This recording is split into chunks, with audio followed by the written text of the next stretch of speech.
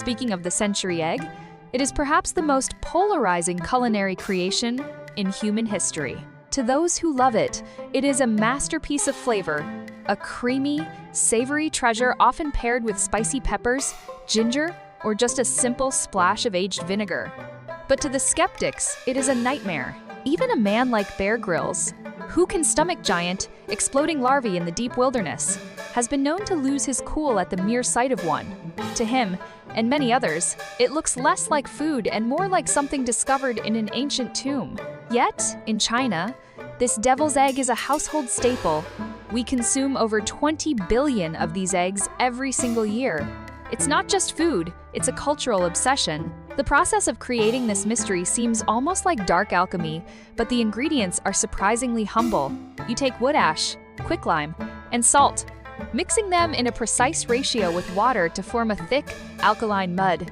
You coat the duck eggs in this mixture and let them rest in a cool place for several weeks. To the casual observer, this might look like a random series of nonsensical actions, like a bizarre ritual that shouldn't work. But for those who remember their high school chemistry, the logic is as clear as a diamond. It is a masterpiece of protein engineering. The alkaline substances penetrate the shell, causing the proteins inside to denature and transform. The egg white, once clear and liquid, turns into a dark, translucent jelly that looks like polished amber. The yolk transforms into a rich, creamy, moss-green center.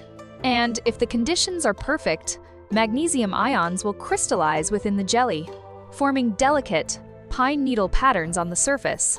This is why we call it the pine flower egg, a name that captures the hidden beauty within its dark exterior. As proteins break down, they release a massive amount of free amino acids, creating that deep, savory umami we all crave. But why did only China invent this? The answer is a perfect storm of geography and technology. First, consider the duck. Ancient China, particularly the regions along the Yangtze and Pearl rivers, was a vast network of freshwater lakes and rice paddies.